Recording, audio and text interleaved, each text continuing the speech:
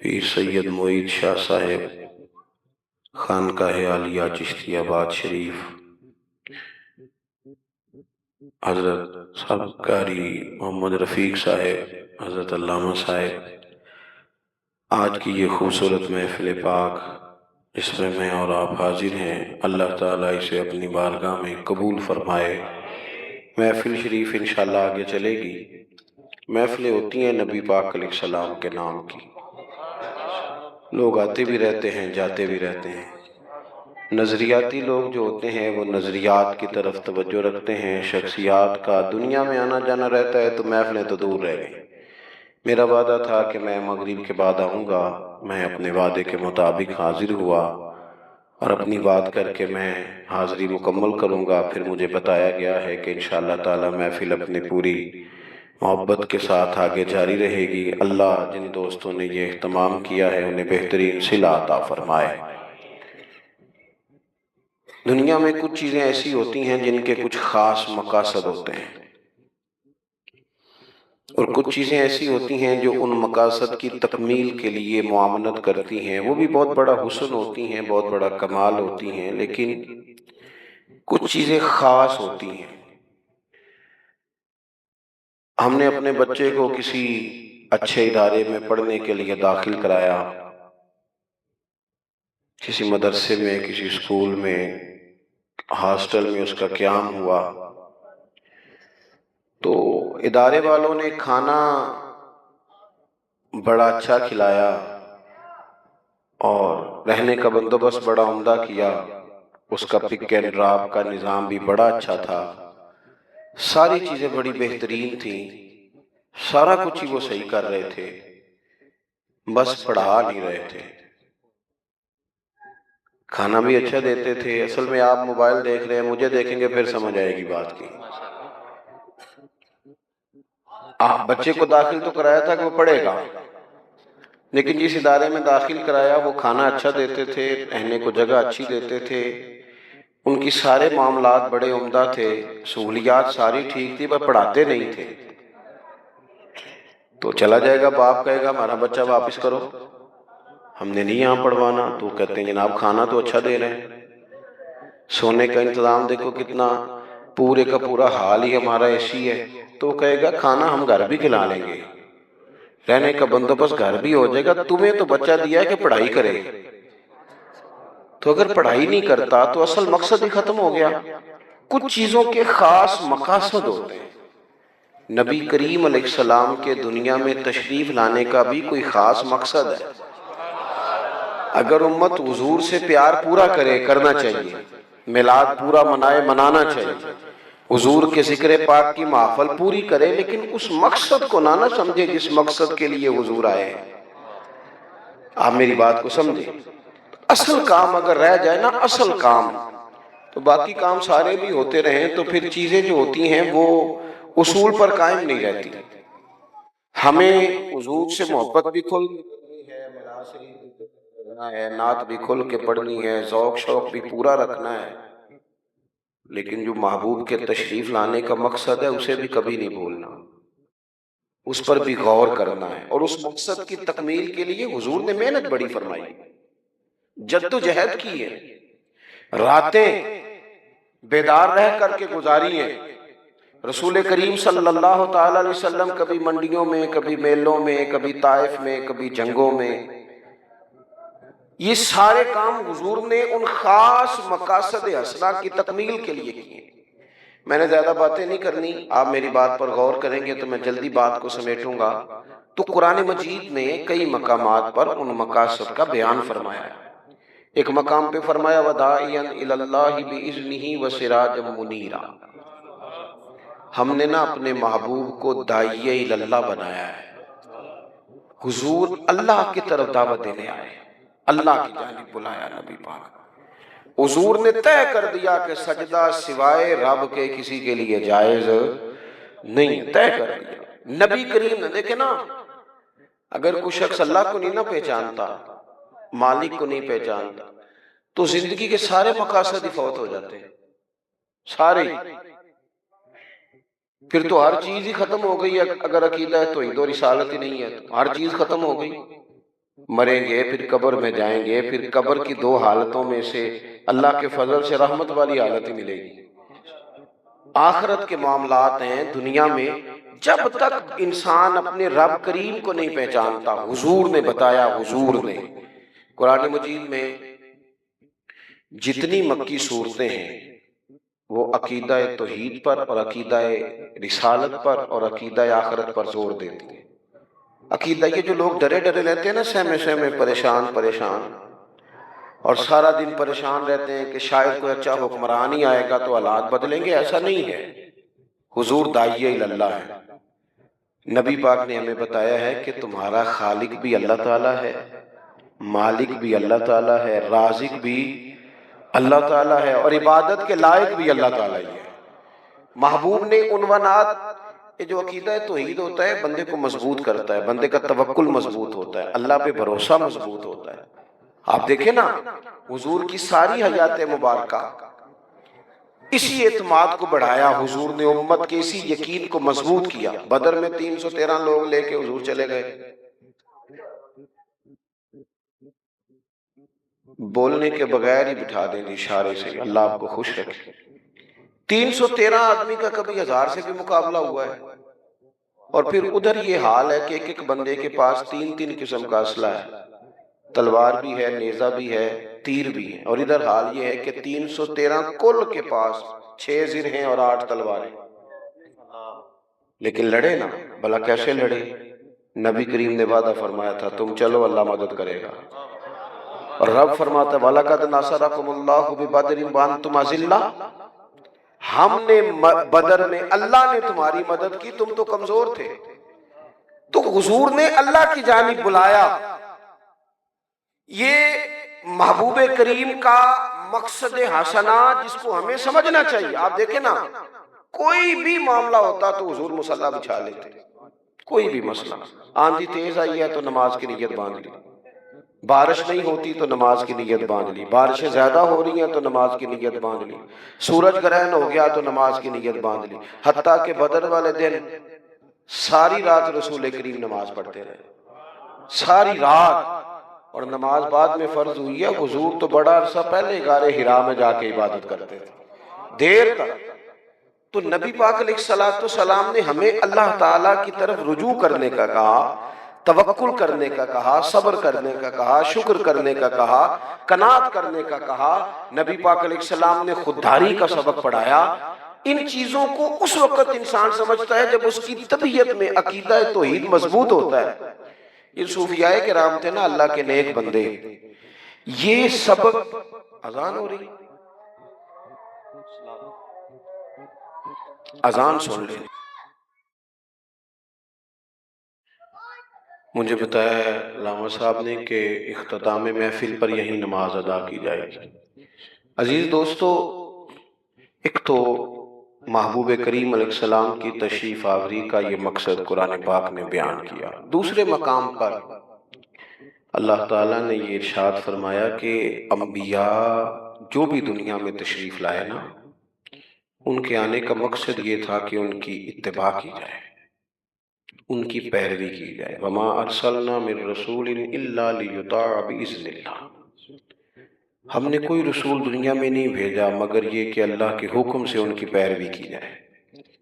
انبیاء اس لیے دنیا میں تشریف لاتے ہیں کہ وہ ایک بہترین نمونہ عمل کر کے دکھائیں۔ انبیاء اللہ کے احکامات کی عملی صورت لوگوں کے سامنے رکھتے ہیں، اور انبیاء اس لیے آتے ہیں کہ ان کی پیروی کی جائے، ان کے نقش قدم چلا جائے۔ اور اگر پیروی رسول کریم علیہ السلام کی جائے، نبی پاک کی پیروی کی جائے، اللہ کے آخری محبوب کی، تو پھر تو رب فرماتا ہے قُلْ إِن كُنتُمْ تُحِبُّونَ اللَّهَ فَاتَّبِعُونِي يُحْبِبْكُمُ اللَّهُ۔ پھر تو اللہ فرماتا ہے محبوب آپ ان سے کہہ دیں کہ اگر یہ آپ کی پیروی کریں گے، رب سے محبت کی چاہت رکھنے والے آپ کی پیروی کریں، ملے گا کیا؟ یحببکم اللہ، اللہ خود ان سے محبت فرمائے گا، محبوب ہو جائیں گے اللہ تعالیٰ کی۔ حضور کی اور فرما برداری چند ایک چیزوں میں نہیں۔ الحمدللہ میں نے پگڑی باندھی ہے، داڑھی رکھی ہے، کوشش کرتے ہیں، اللہ توفیق دے، لیکن دین صرف ظاہری حلیے کا نام نہیں۔ فقط کوئی آدمی کہے کہ میں نے چند چیزیں پہن لی ہیں تو اب میں مکمل دیندار ہو گیا ہوں، صرف ظاہری حلیے کا نام دین نہیں۔ نبی پاک کی جو سنت سب سے پہلے معروف ہوئی ہے نا، جس ادا سے لوگوں نے حضور کو سب سے پہلے جانا ہے، وہ تو صادق اور امین ہونا ہے، کہ یہ سچ بولتے ہیں، یہ دیانتدار ہے، یہاں سے تو آغاز ہوا ہے۔ ترمذی شریف میں موجود ہے نا، نبی پاک صلی اللہ تعالیٰ علیہ وسلم نے فرمایا حضرت انس بن مالک سے، حضور نے فرمایا اے انس، اے میرے بیٹے، اگر ہو سکے تو صبح اس حال میں کرنا کہ تمہارے دل میں کسی کا بغض نہ ہو۔ اگلے لفظ کیا ہیں حدیث کے؟ فرمایا تمہارے دل میں کسی کا بغض نہ ہو، یہ میری سنت ہے۔ فرمایا یہ میرا طریقہ ہے، اور مجھ سے اسی نے محبت کی جس نے میرے طریقے سے محبت کی۔ نیرا مسواک سے دانت صاف کرنا ہی سنت نہیں، دل صاف کرنا بھی سنت ہے۔ باطن کا صاف اور کشادہ ہونا یہ بھی حضور کا طریقہ ہے۔ لیکن چھوٹی چھوٹی جنگیں ہیں، ہر گھر میں چھڑی ہوئی، چھوٹے چھوٹے معاملات ہیں، کوئی لمبی بات نہیں، لیکن بڑے بڑے لوگ ہیں، قریب رہ کے قریب نہیں۔ دو چار باتوں کی وجہ سے ہم الجھ گئے ہیں اور دور نکل گئے ہیں۔ سینوں کی کشادگی حضور کی پیروی ہے، دل صاف رکھنا یہ نبی کریم کا طریقہ ہے۔ میرے عزیزوں، حضور کی مکمل پیروی۔ دیکھو صحابہ حضور کی پیروی کرتے تھے، ان کے چہرے بھی اسی طرح کے جس طرح، دیکھیں نا ہم سارے کہتے ہیں نا کہ رسول پاک کا چہرہ بڑا خوبصورت ہے بھی خوبصورت، اور کائنات میں ایسا چہرہ کسی کا نہیں جیسا حضور کا ہے۔ سارے اس کی تعریف بھی کرتے ہیں نا، تو پھر حضور کا تو چہرہ داڑھی والا ہے۔ جس کو سب سے سونا مانتے ہو پھر اس کے مطابق بن بھی تو جانا چاہیے نا۔ لیکن ہم نا کچھ چیزوں کی تعریفیں کرتے ہیں، اس حسن کی طرف بڑھتے نہیں۔ محبوب کی سنت کو، شریعت کو، دین نفاذ کے لیے آیا۔ دیکھو دین فقط اس لیے نہیں آیا کہ اس پہ مقالے پڑھے جائیں، اس پر تقریریں کی جائیں، اس پر جلسے کیے جائیں، ایک عنوان کو بار بار ثابت کیا جائے۔ دین تو عملی نفاذ کے لیے آیا، عملی دین عمل کے لیے آیا۔ دین ہمارے ہاں فوت کی کوئی ہو جائے تو محفل، اور اگر مہندی ہو تو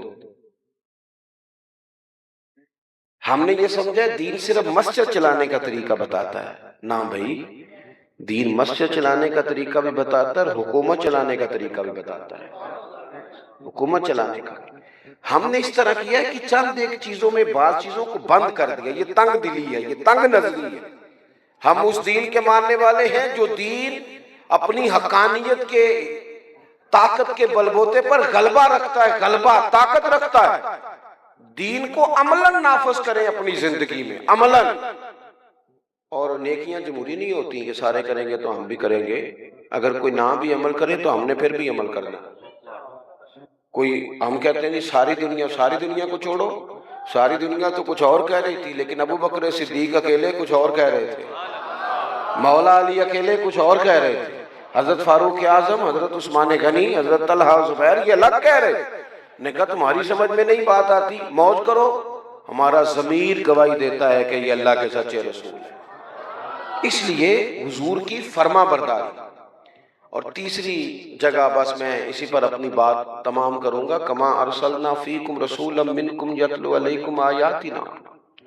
اللہ فرماتے ہیں کہ ہم نے تمہیں میں سے تمہیں رسول دیے، یہ تم پر ہماری آیتیں پڑھیں گے، آیتیں پڑھیں گے، وَيُزَكِّيكُمْ اور تمہیں پاک کر دیں گے۔ تزکیہ نفس قرآن سے ہوتا ہے، تزکیہ نفس قرآن سے ہوتا ہے، باطن کی صفائی قرآن سے ہوتی ہے۔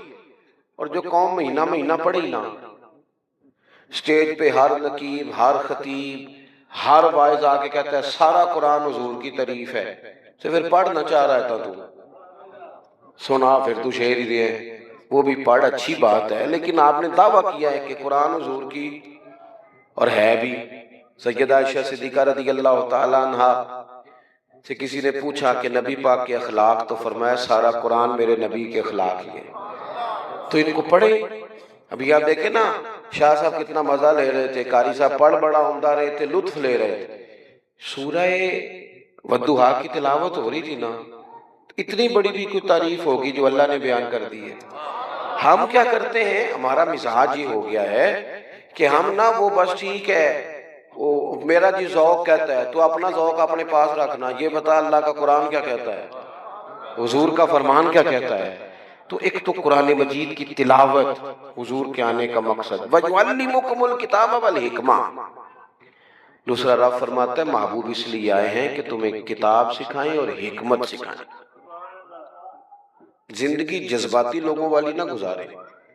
آج کل سارے جو کہہ رہے ہیں، چلو میں بھی کہنا شروع کر دیتا ہوں، آج کل ساری قوم ادھر ہے تو چلو میں بھی ہو جاتا ہوں، دانائی، فہم و فراست، بصیرت، نبی پاک کے ساتھ خدائی طاقتیں، جدھر محبوب کہہ دے رب کا کرم ادھر ہو جائے۔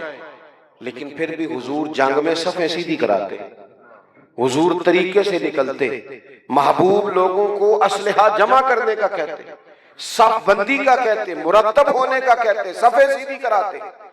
بے ترتیب زندگی، موج والی زندگی، او جی بسم اللہ شریف پڑھیں جی ہو جائے گا۔ بھئی دین نے آپ کو ہر چیز کا قاعدہ دیا ہے، آپ دانائی کے ساتھ زندگی گزارے، حکمت کے ساتھ گزارے۔ نبی پاک صلی اللہ تعالی علیہ وسلم نے فرمایا حکمت مومن کی گمشدہ میراث ہے، جہاں سے ملے لے لو۔ دانائی سے وقت گزارو، چیزوں کو دیکھو، حضور جو فیصلہ کرتے نا ایسا شاندار کرتے، ایسا مضبوط کرتے، ایسا باکمال کرتے۔ اب میں ایک بات صرف آپ کو بتاتا ہوں، زیادہ کا وقت نہیں۔ حدیبیہ کے موقع پہ نا کافر بڑے خوش تھے کہ لو جی ہم نے ان کے ساتھ ایسی شرطیں طے کی ہیں کہ یہ تو بڑا مسئلہ خراب ہے۔ کچھ لوگ وقتی جیت کو جیت سمجھ رہے ہوتے ہیں، حالانکہ وقتی طور پر بعض لوگ جیت کے مستقل ہار جاتے ہیں۔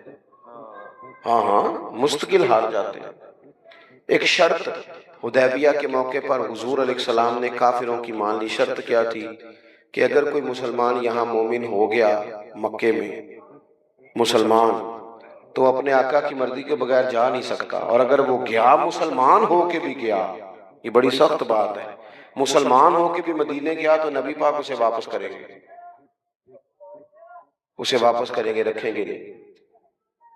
اب ایک بندہ آئے آپ کے پاس یا میرے پاس کہ میں آ گیا ہوں تیرا بن کے، اور واپس کرنا پڑ جائے، یہ بڑا مشکل کام نہیں۔ بچہ ناراض ہو کے بھی خالہ کے گھر چلا جائے تو خالہ کہتی ہے پتر کار تیرا ہی ہے، لیکن ٹھیک نہیں، بڑا مشکل ہو جاتا ہے۔ اب وہ ناراض ہو کے آیا ہے، چاہیے کہ واپس بھیجے، پر اس کے لیے بھیجنا ایک مشکل کام ہے۔ وہ گھر آ گیا، جو گھر آ جائے اسے کیسے بھیجیں؟ شرط تھی کہ حضور واپس بھیجیں گے، اور دوسری شرط یہ تھی کہ اگر کوئی مدینے سے مسلمان یا کوئی بندہ مکے چلا جاتا ہے، کوئی ان کا بندہ مسلمان نہ بھی ہو، تو مکے والے واپس نہیں کریں گے، ہمیں واپس کرنا پڑے گا، وہ واپس تو برابر کی شرط ہی نہیں۔ حضرت عمر جیسے لوگ پریشان ہو گئے، حضور نے فرمایا مان لو۔ دانائی، بصیرت۔ اب اس شرط کا فائدہ کیا ہوا ذرا سننا۔ ایک بندہ مسلمان ہو کے جان چھڑا کے، پیروں میں زنجیریں ہیں اس کی، وہ زنجیریں توڑ کے وہاں سے نکلا ہے، اسے پتہ ہے مکے مدینے جاؤں گا تو حضور رکھیں گے نہیں، اور مکے واپس گیا تو وہ بھی ماریں گے کہ تو بھاگا کیوں تھا۔ لہذا یہ بندے پتہ کیا کرتے، یہ کسی تیسری جگہ جا کے بیٹھتے تھے۔ ان کا ایک جتھا بن گیا مجاہدوں کا، کافروں کا کئی علاقوں سے نکلنا مشکل ہو گیا، جہاں یہ مجاہد اکٹھے ہو گئے، اور اگر آ کے یہ یہاں کوئی بات کرتے تھے، حضور کو پیغام بھیجتے تھے، تو محبوب کہتے تھے میں نے تو نہیں نہ رکھا، یہاں تو نہیں نہ آئے۔ حضرت ابو بصیر، حضرت ابو جندل، مشکل ہو گئی کافروں کے لیے۔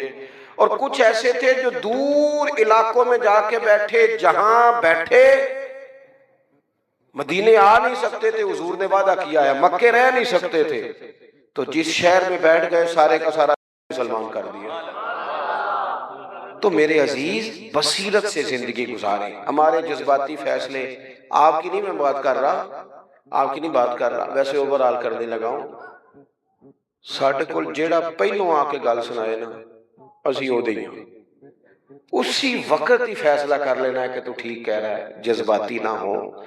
کوئی بندہ جب بات سنائے تو پھر دوسرے کی بھی بات سنے، اس میں اگر 50% فرق نہ نکلا تو 40% ضرور نکلے گا، کیونکہ جو بندہ بھی بات سناتا ہے وہ اپنے حق میں سناتا ہے۔